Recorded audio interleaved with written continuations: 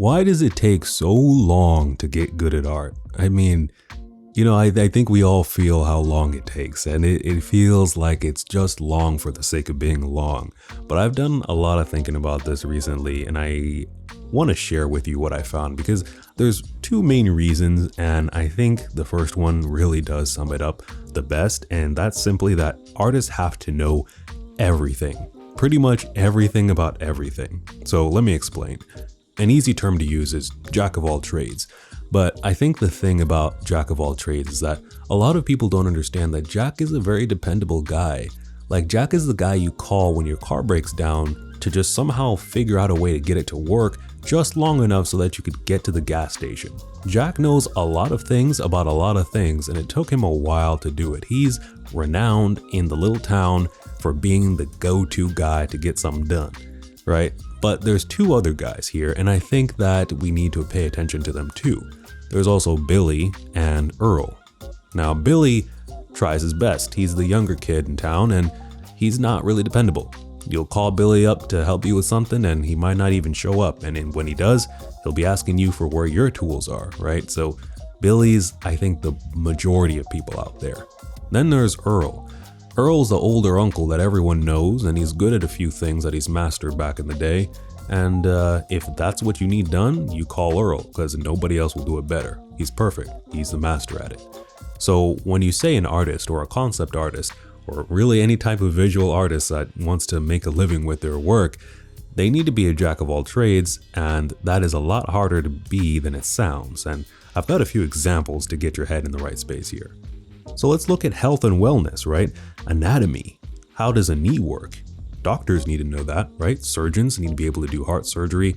If you get your ACL twisted, you need a doctor to be able to fix that up. But guess who else needs to understand how anatomy and bones and joints work? Concept artists, riggers, animators. They need to understand these things too, because when they make these characters move across the screen, it needs to be believable. When you're painting someone in high detail and some of their skin is showing, you need to be able to convince someone that that body part really looks right. Trust me, I know I've been through tons of courses already. I think I've spent a total of $1,200 in anatomy courses so far. And yeah, it's there's a lot to learn here. All the time the instructors are always trying to remind us about the line between basically becoming a doctor and the line between, oh yeah, this is basically all you need because we just need to focus on what we see. I mean, if you look at Proco's videos, a lot of the stuff in those videos that Proco gets into can sometimes feel ridiculous, and you'll see some crossover comments between artists and people in med school in all the anatomy videos out there online. But let's go to a few more. What about dancing? Animators need to understand that. I will guarantee you that video I did with Anka dancing, I've done the dance myself. I didn't need to record it because I had a video already from TikTok, but I've done it myself. I had to get the feel, I had to get the vibe. Now, am I a great dancer? No, but maybe one day I might need to get even better if I want to do any more animations like that. Now, here's one I know about a lot. Architecture and building experience. We need to be able to understand how to design a building that can get people from A to B and do it well and do it simply and make sure they're safe. And engineers are people that we work with a lot, and we have to make it aesthetically pleasing and make it fit with the surroundings and not be an eyesore. But you know who else also has to do that? Artists. You want to design a city in a video game? You want to design a level that is actually entertaining and makes sense for the player to go through? You need to understand these things too. You need to do your research. You need to get your examples. You need to get your precedents. That's a big thing we do in architecture as well. What about robotics and technology? Artists sure as hell don't have to understand how everything really works, but we sure damn have to make sure it looks like it works, right? There's a lot of stuff. If you look at the stuff I've done in my robotics piece that I did recently, I referenced toys. You compare some other artists, it really looks like it'll work. Like that design actually looks like a real design. They have to understand it to some degree to be able to draw that, and let alone build that in 3D. You really have to know how to make it work if you want it to look right. What about cultural outfits and historians who understand the lifestyle of different communities across the world at different time periods? Artists have to understand that too. We need to collaborate with them, but we also have to do our own diligence. And lastly, here's another random example. What about makeup and facial anatomy and aging? Well, a plastic surgeon sure as hell needs to understand those things, and makeup artists and people who design makeup need to know that, but I mean, they're artists too, so hey, there's a free one right there. But also, if you do illustration, you need to know that stuff as well. You know, a concept artist, I'm sure you could pick up any concept artist and they'll be able to draw you 5 to 7 different stages of the human face and different parts of aging, because you're going to need to do that if you're going to draw a family or a character that grows up in a certain time period within a game or a movie or film. You know, all these things are things that we need to know as artists.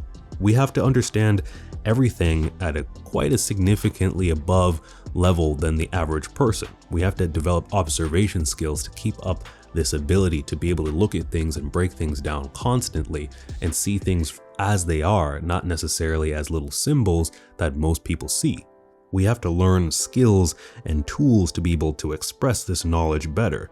There's endless traditional media that you can learn and understand. There's so many different things: wet media, dry media, acrylics, watercolors, oils, pencils, charcoal.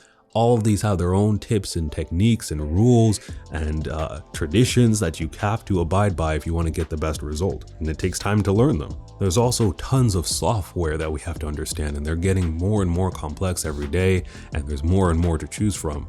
Not to mention now, if you actually have some coding experience, it'll only make you a better artist because you can get ahead and get certain things done that other people can't really do.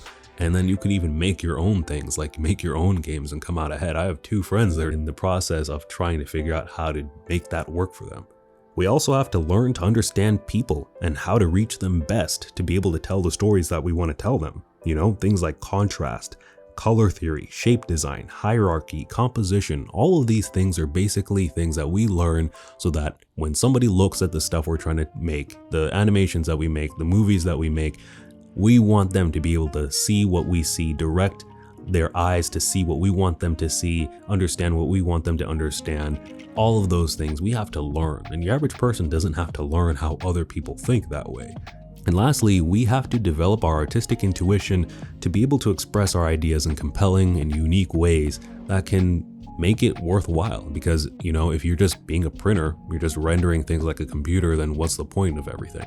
And that brings me to the second reason why art takes so long is basically we have to learn where to put our skill points. We have to learn what build we want to make with ourselves, because the information I just told you is basically infinite. So the only way to ever make your mark in this world, to feel fulfilled, to not be consumed by the overwhelming amount of information that there is to choose your build, choose where you want to spec your points into, and go from there.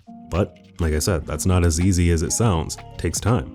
It really is like a video game, but the one thing that's different is a lot of video games, as you level up, skills get harder and harder to come by. So even if you want to start a new thing, if you're level 100, it's going to take you a long time to get into this new thing. That's not how real life works.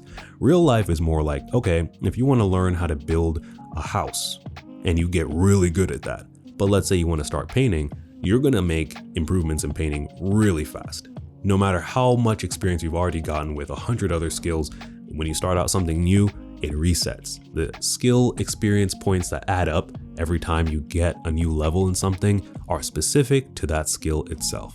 I will say the one way it is like that in a video game is you kind of have this period of time where you get these free, easy skill points where everything is like worth 2 points. I'd say from ages 0 to maybe 5, to where you can learn everything really, really fast, but then it pretty much stays consistent from there. This is why a lot of people feel like college is such a difficult decision, because, you know, it takes a long time to figure out what do you really want to do in this world, and it takes a lot of actual doing to figure out what you want to do. And some people feel like just picking a major to spend the rest of your life doing is completely ridiculous. But even though I do agree with that in a lot of ways, I think it's also a good thing, because one of my friends has told me that in Japan, they do things differently, where colleges and universities are way more general and abstract, but then you end up with people not really having any useful skills by the time that they graduate, and it can be really, really hard for them to be able to make a name for themselves and pursue something, and they end up just following the herd and just becoming less valuable and seeing themselves less valuable, and that contributes to the whole other group of issues that Japan has as a country. So even though you can look at both extremes and there's really no perfect solution, but I would say there is something to be valued about choosing something in the beginning and learning from that as much as you can, and maybe it'll help you make some money to keep yourself tided over so that you can spend some other time figuring out what you really want to do. So with all this being said, I probably made you a lot more stressed out, and you're actually worse than you started watching this video. But I want to let you know that basically the hardest challenge that you're going to have, the most important one, I think, at least it probably is one of the most important, is being able to pursue anyways. If all of this is too much for you, are you going to stop? Is just because you're aware that there's an infinite amount of things out there to learn, are you going to give up? We don't know anything about the universe and all the different planets and galaxies out there with respect to all the stuff that's out there. We basically don't know anything, even with our own planet. But do we stop? Do we just give up and say it's not worth it? No, we still live our lives. A lot of people like to say, oh, the world's such a small place, and I always disagree with that statement. There's all kinds of amazing different cultures out there that I've started to become aware of more and more as I get older, and I'm a little bit disappointed every day as like, I'm not going to be able to experience all of these things. But then I'm reminded it's not like they can either, and I really just have to play my role just like they're playing their role to add richness to the world, and that's really what you have to do as an artist. That journey is going to be unique. No one's going to tell you the perfect way to do that, but I think the most successful artists are the ones who can figure out how to deal with that overwhelming, absolute, endless amount of knowledge and still do art anyways. To channel that inner child in them that did art, that explored the world even though they knew absolutely nothing about it. Because it makes sense. They're naive, they don't know, and once you know, that knowledge can cripple you. But I think that is the journey, being able to get up after knowing everything and decide, I'm gonna do it anyway. I'm still going to explore anyway. Even though I won't even get to 0.01% within my lifetime, I'm still going to try. So, best of luck to you all. I'm looking forward to seeing what people are able to do in this next generation, this era of art. I think a lot more people are going to be creative in my lifetime, and I will see you all in the next one. Keep drawing and stay positive. Peace.